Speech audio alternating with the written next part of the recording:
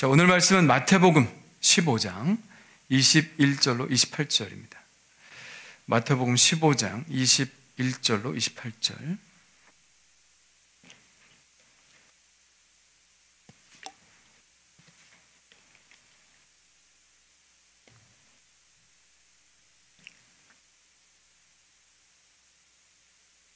자, 우리 한 목소리 읽겠습니다. 시작. 예수께서 거기서 나가사 두로와 시돈 지방으로 들어가시니 가나안 여자 하나가 그 지경에 나와서 소리질러 이르되 주 다윗의 자손이여 나를 불쌍히 여기소서 내 딸이 흉악하게 귀신 들렸나이다 하되 예수는 한 말씀도 대답하지 아니하시니 제자들이 와서 청하여 말하되 그 여자가 우리 뒤에서 소리를 지르오니 그를 보내소서. 예수께서 대답하여 이르시되 나는 이스라엘 집에 잃어버린 양 외에는 다른 데로 보내심을 받지 아니하였노라 하시니 여자가 와서 예수께 절하며 이르되 주여 저를 도우소서. 대답하여 이르시되 자녀들의 떡을 취하여 개들에게 던짐이 마땅하지 아니하니라. 여자가 이르되 주여 올소이다마는 개들도 제 주인의 상에서 떨어지는 부스러기를 먹나이다 하니 이에 예수께서 대답하여 이르시되 여자여 내 믿음이 크도다 내 소원대로 되리라 하시니 그때로부터 그의 딸이 나으니라. 아멘. 자, 앞사람 인사합시다. 당신이 복입니다. 당신이 복. 영혼을 담아서 하십시오. 네. 자기한테 얘기하십시오. 내가 복입니다. 시작. 내가 복입니다. 아멘. 자, 지난주에는 우리가 기도해야 하는 이유, 하나님께 기도해야 하는 이유에 대해서 말씀드렸습니다. 하나님이시기 때문이죠. 자, 그러면 기도하는 우리는 어떤 모습인가? 우리의 존재는 과연 어떤 존재인가 하는 말씀을 오늘 드리고자 합니다. 자, 우리 성경에 보면 참 놀랍다 하는 감탄을 자아나게 하는 인물들이 많이 있어요. 첫째는 아브라함입니다.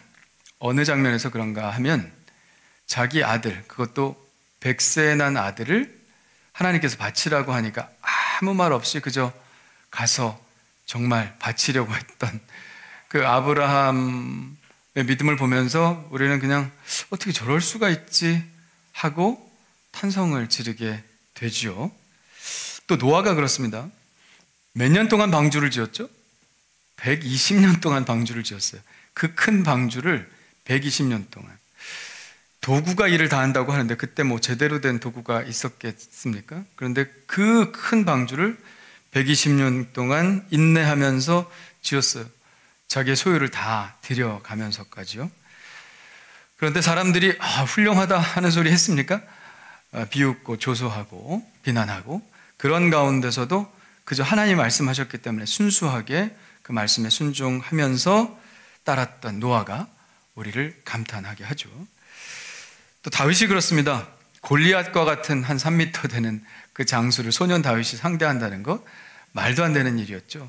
사울이라고 하는 가장 큰 장수이며 왕인 그도 감히 골리앗과 싸울 생각을 하지 못했는데 소년 다윗이 도전을 했습니다. 그런 것을 보면 참 대단하다, 그런 생각이 듭니다. 자, 그런데요, 저는 오늘 우리가 읽은 본문의 그 여인에게 사실 더 감탄을 많이 합니다. 자, 가나안 여자인데요.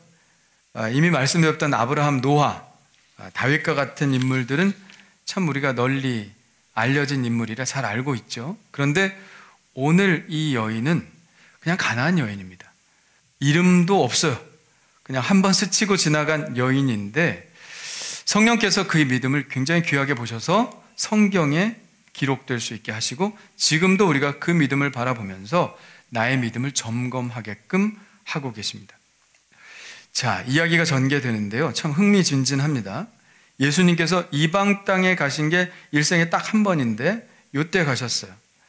예수님께서 24절에 보니까 나는 이스라엘 집에 잃어버린 양 외에는 다른 데로 보내심을 받지 아니하였노라 그랬는데 딱 요때만 들어오시던 지방에 가셨습니다. 아마 특별한 이유가 있으셨을 것 같아요. 갔더니 한 여인이 소리를 지릅니다. 22절에 보니까 주 다윗의 자손이여 나를 불쌍히 여기소서 내 딸이 흉악하게 귀신 들렸나이다. 그냥 하는 말 같지가 않아요. 그냥 속에 있는 그 아픔을 다 미쳐서 소리를 지르셨을 것 같아요. 여러분 생각해 보세요.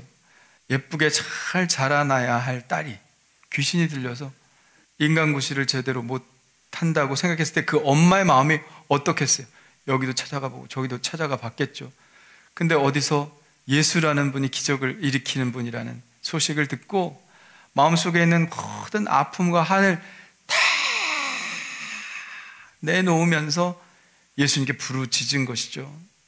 나를 불쌍히 여기소서. 나를 불쌍히 여기소서. 이게 중요한 겁니다. 나를 불쌍히 여기소서. 내 딸이 흉악하게 귀신 들렸나이다. 근데 예수님은 어떠셨어요? 예수님이 보통 사람들의 목소리에 굉장히 민감하신 분인데, 마음까지 하시는 분인데, 이 여인에게는 한마디도 대답을 안 하시는 거예요. 여인은 막 소리를 지르고 예수님은 대답을 안 하시니까 주위에 있던 제자들이 당황한 거죠. 예? 아니 지금 예수님 가시는데 막 여자는 소리를 지르고 예수님 꿈쩍도 안 하시고, 그러니까 제자들이 참다 못해 말씀을 드립니다. 23절에 그 여자가 우리 뒤에서 소리를 지르오니 그를 보내소서. 이건 뭐예요? 뭔가 조치를 좀 취해서 보내시든지 해야지, 지금 이렇게 소리 지르는데 그냥 내버려 두시면 어떡합니까? 이런 얘기죠. 근데 예수님 말씀 보세요. 24절에 아주 단호하게 말씀하십니다. 나는 이스라엘 집에 잃어버린 양 외에는 다른 데로 보내심을 받지 아니하였노라. 아주 냉정하죠? 나는 고쳐줄 생각이 전혀 없다. 이런 얘기죠. 아주 쳐다보지도 않고 얼굴 표정도 안 바뀌고 그냥 앞으로만 가시면서 이런 얘기를 하시는 거예요. 자, 이쯤 되면 우린 긴장을 하게 됩니다. 아, 저러다가 이 여자가 욕하고 떠나가면 어떡하지? 왜 이런 생각을 하죠? 우리 같으면 그렇게 할 것 같아서 막 체면불구하고 소리 지르면서 나를 불쌍히 여겨달라고 했는데 쳐다보지도 않아. 귀를 기울이지도 않아. 그냥 가. 그리고 나서 일 없다 그런 거 아니에요. 일 없다 그러면 어떻게 하겠습니까? 예, 우리 같으면 욕하고 떠날 것 같아요. 그런데 이 여인 보십시오. 이 여인은 정면 승부를 보려고 예수님 앞으로 나옵니다. 그리고 25절에 주여 저를 도우소서 다시 한번 호소하죠. 여러분, 그 눈앞에서 이렇게 호소를 하면 웬만하면 다 듣죠. 예? 그 면전 앞에서 거절하는 경우는 별로 없습니다. 그런데 예수님은 더욱 냉정하게 말씀하십니다. 26절에 자녀의 떡을 취하여 개들에게 던짐이 마땅하지 아니하니라. 너무 심한 거 아닌가요? 진짜 심하죠. 당시 유대인들이 이방인들을 개 취급한 건 맞습니다. 근데 자기들끼리 있을 때 그렇죠. 이방인들 면전에 놓고 개다 뭐 이러면 안 되지 않습니까? 예? 그리고 예수님은 좀 다를 것 같았어요. 예수님은 사마리아인조차 차별하지 않으시는 분이에요. 그죠? 예수님은 굉장히 관대해요. 죄인이라고 손가락질하는 세리나 이런 사람들과 어울리면서 늘 식사를 같이 하시고, 왜 예수님은 저런 사람하고 어울리느냐라고 비난을 받으면서도 예수님 전혀 개의치 않고 그들과 함께 어울리신 분이에요. 근데 예수님은 분명 이방인들을 대할 때도 다를 거라고 생각이 되죠. 아니, 마태복음에 이미 백부장 만나지 않았습니까? 백부장 이방인이에요. 근데 예수님 만나주셨어요. 고쳐주셨어요. 근데 이런 말씀을 하시다니요? 정말 실망을 금치 않을 수 없습니다. 그동안 우리는 예수님 편이었는데 지금은 이 여인 편을 들고 싶어요. 그죠? 나 같으면 그랬을 것 같아. 손을 잡고 일어나세요. 예수님 틀렸어요. 뭐 볼 거 있다고 예수님께 매달립니까? 이 정도 얘기했으면 안 해주신다는 거예요. 갑시다. 예수님 당신은 그래요. 유대인이나 신경 쓰십시오. 우리 같은 개는 가겠습니다. 그랬을 것 같아요. 그리고 그 여인을 잡아 일으켰을 것 같아요. 그런데 그러기 전에 이 여인이 먼저 치고 나갑니다. 뭐라고요? 27절에 주여 올소이다마는 개들도 제 주인의 상에서 떨어지는 부스러기를 먹나이다. 한번 해보겠습니다. 그 여인이 된 심정으로 시작. 주여 올소이다마는 개들도 제 주인의 상에서 떨어지는 부스러기를 먹나이다. 아멘. 예, 맞습니다. 개라고 해도 좋습니다. 그러나 개도 살아야 되지 않겠습니까? 딴 거 달라는 거 아니라 그냥 부스러기 한 조각이라도 제게 주십시오. 그러면 우리 딸이 낫겠습니다. 예수님의 능력이 얼마나 크신지를 인정한 것이죠. 예수님의 능력이 부스러기만 한 거라도 주시면 우리 딸이 낫겠다는 거예요. 얼마나 큰 믿음입니까? 일단 끈질기죠. 네. 자존심 다 내려놨습니다. 간도 쓸개도 다 없습니다. 끈질기게 매달리는 모습을 보였어요. 자, 예수님의 반응은 어떠실까요? 여러분이 예수님이라면 어떻게 하실까요? 내가 졌다 이러지 않겠습니까? 예수님이 뭐라고 하십니까? 이 여인의 소원을 들어주시기로 하죠. 먼저 칭찬합니다. 28절에 여자여 내 믿음이 크도다 내 소원대로 되리라. 여러분들도 이런 칭찬 받으시길 간절히 축원합니다. 내 믿음이 크도다. 네?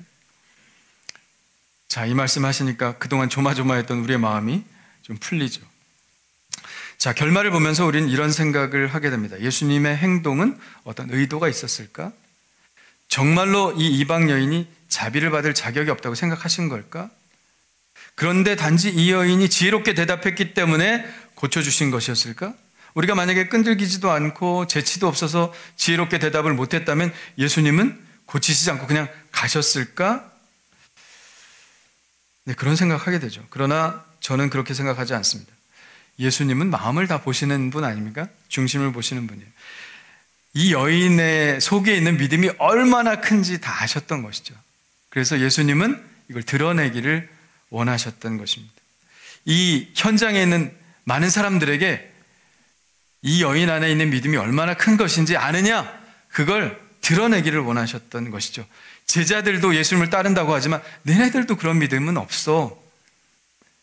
이 여인의 믿음을 한번 보여줄게. 내가 한번 보여줄게. 봐. 그 여인의 믿음이 드러나게 되었죠. 제자들 뿐입니까? 우리에게도 알려주시기 위한 것이었죠. 과연 믿음은 이런 것이다 하는 것을 우린 이 여인을 통해서 우리는 보게 되는 겁니다. 과연 우리는 예수님의 몇 번의 거절과 모욕과 같은 말 때문에 그녀 속에 있는 믿음이 무엇인지 알게 되었습니다. 그리고 우리도 이런 믿음을 가져야 되겠다 하는 생각을 조금이라도 할 수 있게 되었죠. 저는 이 본문을 참 좋아하고요. 이 여인도 참 좋아합니다.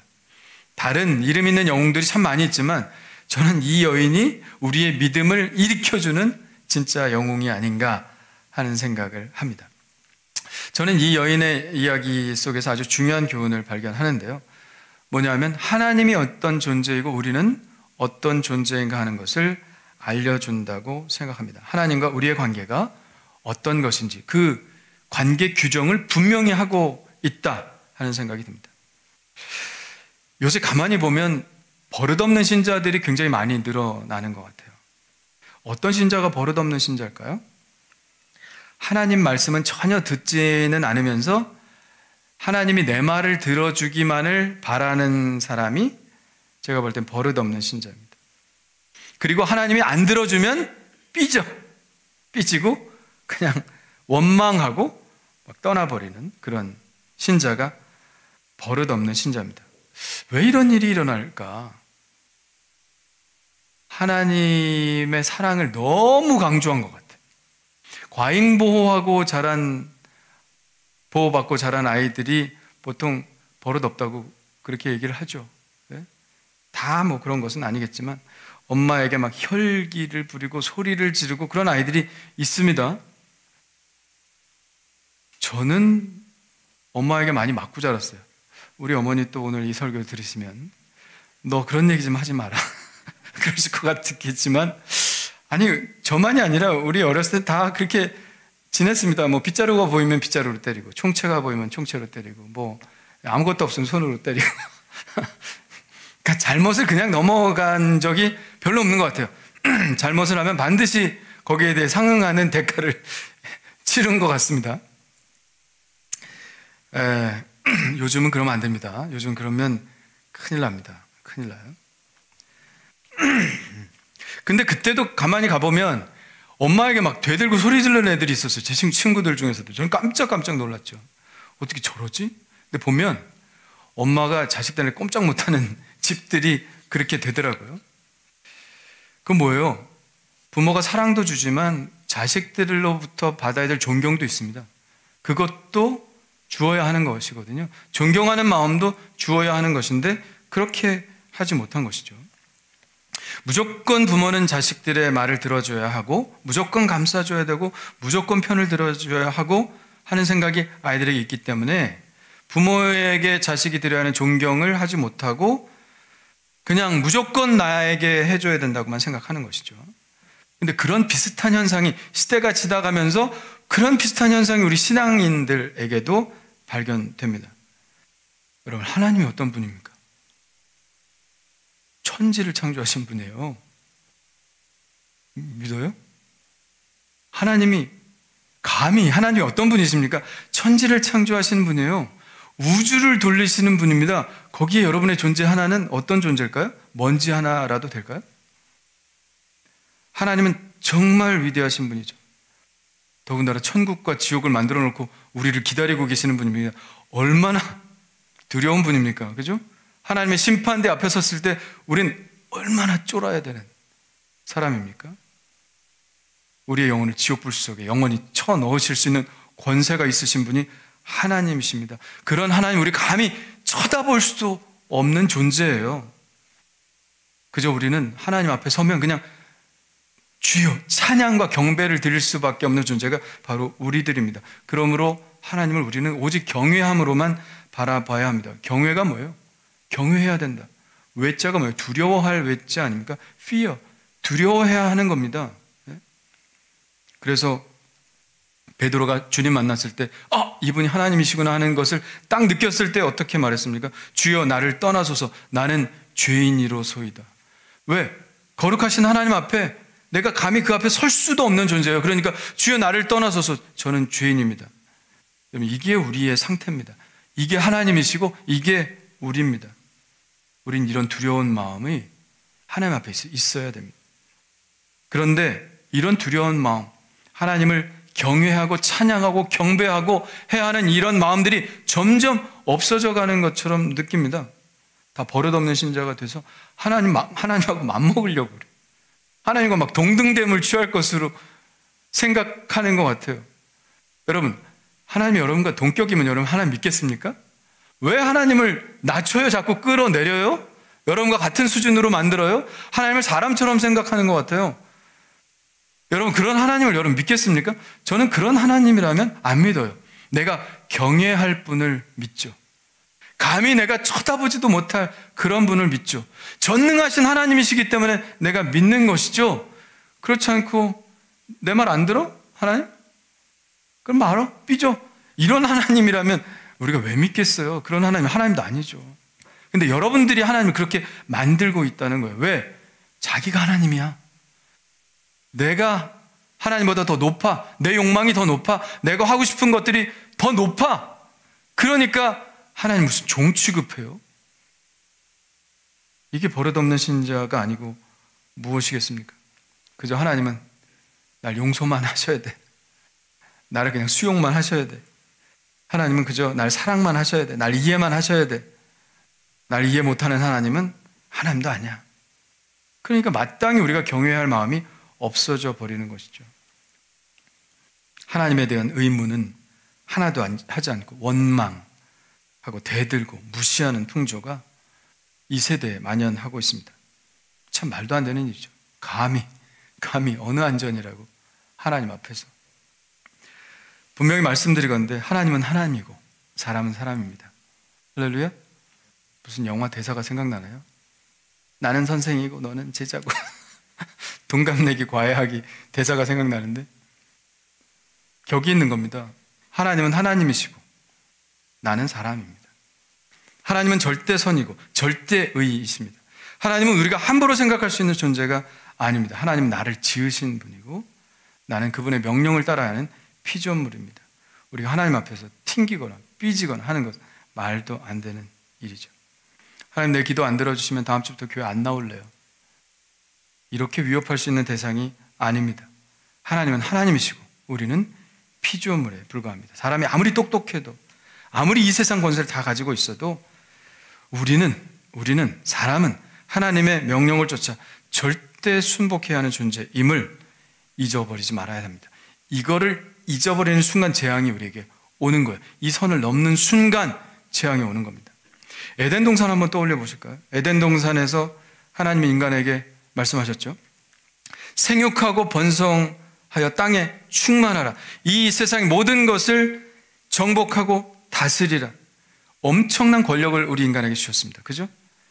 이 권력을 우리가 다 부여받은 거예요. 그런데 딱 한 가지, 뭐만 하지 마라? 선악과만은 따먹지 말아라. 선악과는 뭘 의미합니까? 하나님의 영역을 말하는 거예요. 하나님의 영역. 너 다 좋은데 다 해. 모든 것 다 해도 좋아. 그런데 한 가지는 하지 마. 그건 뭐예요? 내 영역을 침범하지는 말아라. 선악과가 그거 아닙니까? 하나님의 말씀을 따라야 하는 존재라는 사실만은 잊어버리지 마라. 그거 넘어서면 끝난다. 그겁니다. 그거 넘어서면 끝난다. 이 세상의 모든 것을 지배할 수 있는 권력을 너에게 주었다. 그러나 너희가 기억해야 할 단 한 가지는 너희가 피조물이라는 사실을 잊지 말아야 된다. 나의 명령을 따라 순종하는 존재라는 것을 잊어버리지 말아라. 인간에게는 모든 자유가 허용되었습니다. 그러나 하나님의 명령에 거역할 자유는 허락되지 않습니다. 우리는 우리의 의지대로 사는 것이 아니라 하나님의 말씀대로 살아야 하는 존재임을 처음부터 가지고 창조되었습니다. 그래야 우리에게 에덴이 허락되는 거예요. 에덴이 뭡니까? 행복한 공간이죠. 하나님께 순종하고 살아야 우리의 삶의 에덴이 허락이 되는 거예요. 근데 우리의 유혹이 뭐예요? 뱀의 유혹이 뭡니까? 인간으로 하여금 하나님의 영역을 자꾸 침범하도록 해요. 하나님의 영역을 자꾸 침범하고 침범해라. 요즘 젠더 이슈들이 계속 나오는데 그게 뭐예요? 하나님의 영역을 침범하는 거예요. 가장 확실한 건 내 몸의 상태 아닙니까? 내가 어떻게 태어났다는 거 아닙니까? 가장 확실한 게 그거예요. 내 마음은 항상 불완전하죠. 불확실하죠. 근데 내가 혹시 그런 거 아닌가? 내가 혹시 여자가 아닌가? 혹시 내가 남자가 아닌가? 내가 남자라고 하면 남자고 내가 여자라고 하면 여자고 그 마음이 바뀌잖아요. 그런 것들을 의지합니까? 가장 확실한 게 내 몸 아닙니까? 근데 이게 뭐예요? 마귀가 자꾸 뭐예요? 하나님의 영역을 자꾸 침범하도록 우리에게 말하는 것이죠. 너희가 하나님과 같아질 수 있다고 말합니다. 그 이야기는 뭐예요? 하나님의 명령대로 하지 않아도 된다. 하나님 따르지 않아도 된다. 그저 너의 의지대로 살아도 된다. 그런 말입니다. 너의 의지대로 살아서 어떻게 됩니까? 결국 아담과 하와에게 고통이 찾아오게 되었죠. 우리 이 창세기를 잘 보면 인간이 어떻게 살아야 행복한 삶을 계속 살 수 있는가를 우리에게 보여주는 것이죠. 세상은 계속해서 선악과를 따먹으라고 하나님의 영역을 침범하라고 선을 넘으라고 계속 우리에게 부추기는데 그걸 넘으면 그때부터 우리 인간의 고통이 시작되는 것임을 우리는 분명히 알아야 됩니다. 내가 하나님 된과 너희가 사람인 것은 잊지 말아라. 그거 아닙니까? 선이 있다는 거죠. 딴 거 다 해도 된다. 근데 선악과 하나 만들어 놓으셨어요. 왜 만들어 놓으셨을까? 그게 선이에요. 그 선. 넘지 말아야 할 선. 하나님이고 우린 인간이라고 하는 인식, 그걸 주시기 위해서 하나님 선악과를 만들어 놓으셨습니다. 이걸 인정할 때 우린 결코 버릇없는 신자가 될 수 없죠. 하나님께서 어떤 말씀을 하시든지 어떤 상황을 주시든지 그대로 수용하고 하나님을 찬양할 수 있게 되는 겁니다.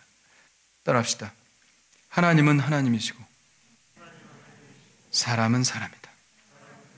하나님은 하나님이시고 나는 사람이다. 할렐루야. 나는 언제든지 하나님의 말 순종하고 경배해야 하는 존재입니다. 그래서 사도 바울은 어떻게 비유했습니까? 토기장이와 진흙의 비유를 했죠. 하나님은 토기장이다. 진흙으로 그릇을 만드는 토기장이시다. 근데 누구 맘이에요? 간장 그릇을 만들든지 금 그릇을 만들든지 누구 마음이에요? 토기장이 마음이죠. 만드는 사람 마음입니다. 하나님이 우리를 어떻게 만드셨든지 하나님이 다 다르게 만드셨어요. 그걸 보고 난 왜 이렇게 만들었느냐 할 수 없다는 것이죠. 우리는 뭐 하면 돼요? 하나님이 목적에 맞게 우리를 만드셨으니 목적에 맞게 우리 쓰임 받으면 되는 거예요. 할렐루야. 그럼 천국의 상급은 좀 다를까요? 다를 게 뭐가 있겠어요? 하나님께서 그렇게 만드시고 그렇게 활용을 하셨는데요. 하나님의 뜻대로 하나님이 우리를 어떻게 만드시던지 그저 맡겨드리는 것입니다. 그래서 우리 진흙된 우리는 그저 날 비주소서 하고 우리 자신의 모든 삶을 하나님께 맡겨드리는 것이죠. 그 다음은 하나님께서 알아서 하셔야 될 일입니다. 여러분, 그러니 여러분이 여러분의 인생을 주도하려고 애쓰지 마십시오. 하나님께 맡겨드리시기를 바랍니다. 그리고 하나님께서 마음 주시는 마음으로 순종하며 살아나가시면 하나님보다 여러분의 인생을 잘 아시는 분이 어디 있겠어요? 하나님의 목적에 맞게 여러분들을 잘 사용하실 줄 믿습니다. 룻기에 보면요, 나오미 얘기가 나와요. 나오미는 참 우리를 슬프게 하죠.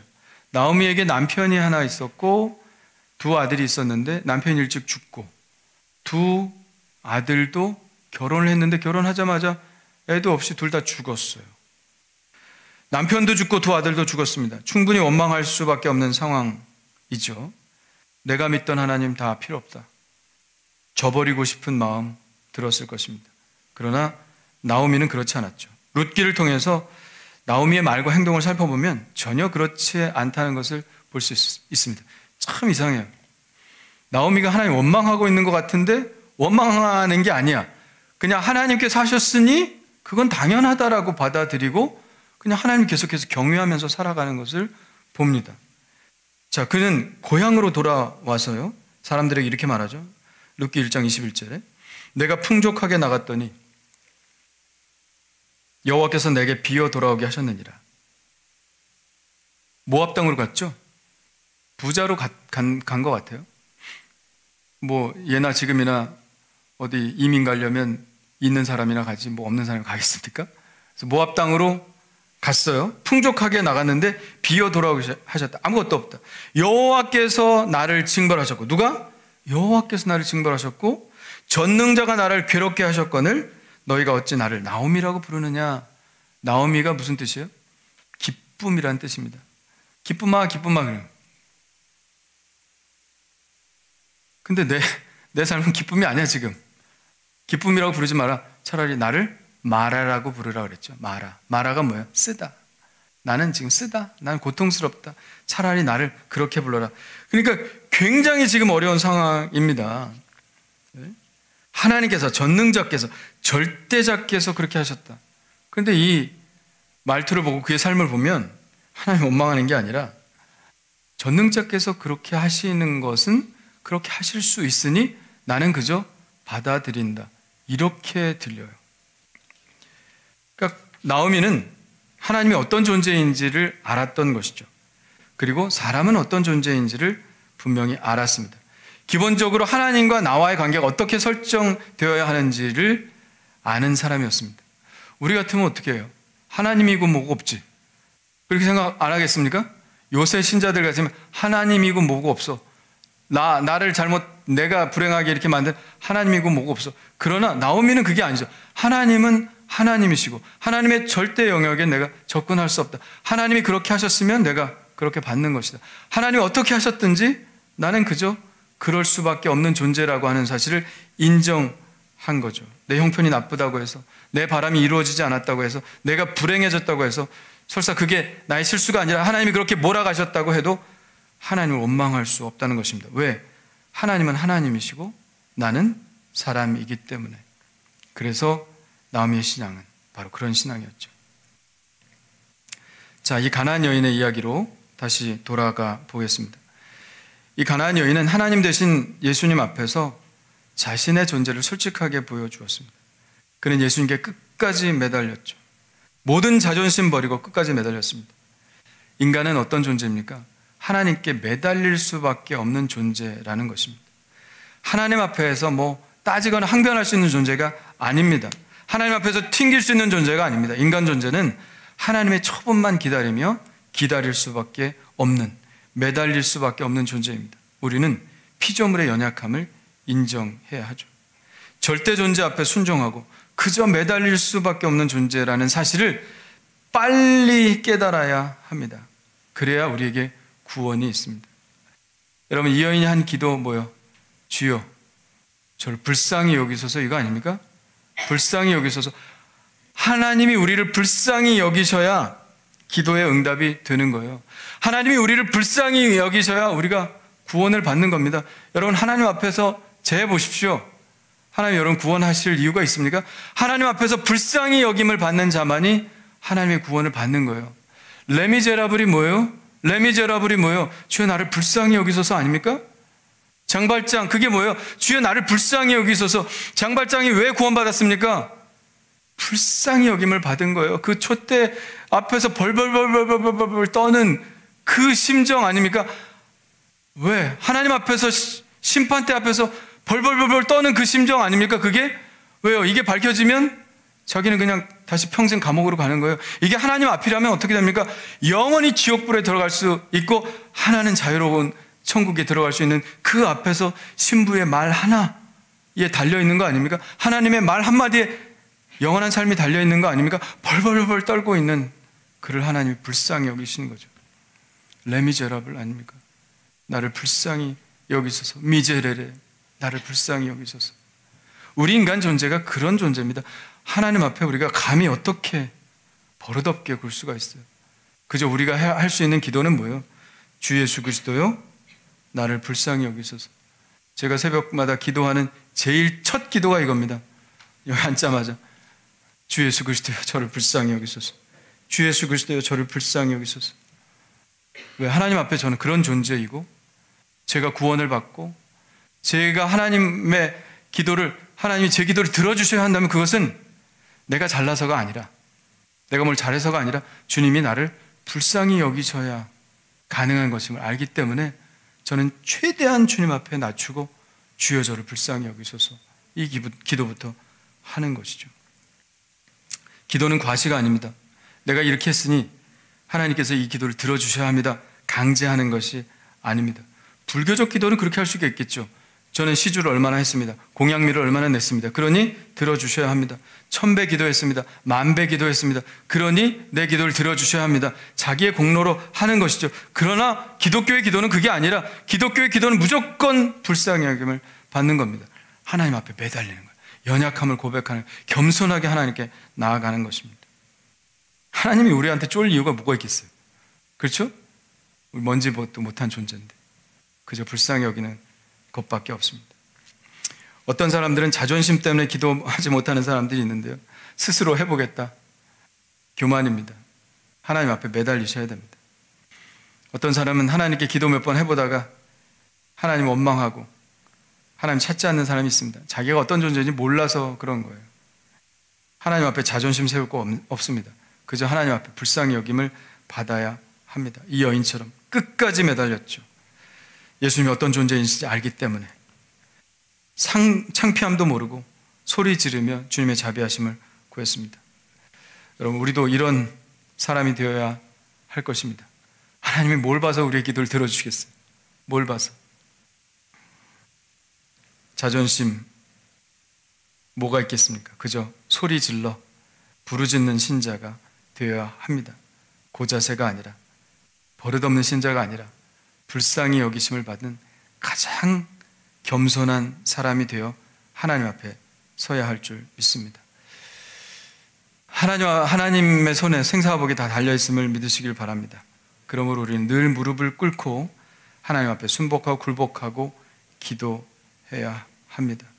모든 일의 주권자 되신 하나님께 여러분, 이번 주간도 가장 겸손하게 메어달리고 기도하시기를 바랍니다. 하나님께서 여러분 불쌍히 여기셔서 하나님께서 주시는 놀라운 구원, 일상의 삶의 윤택한 은혜를 여러분에게 주실 줄 믿습니다. 그 은혜를 받는 한 주간 되시기를 간절히 축원합니다.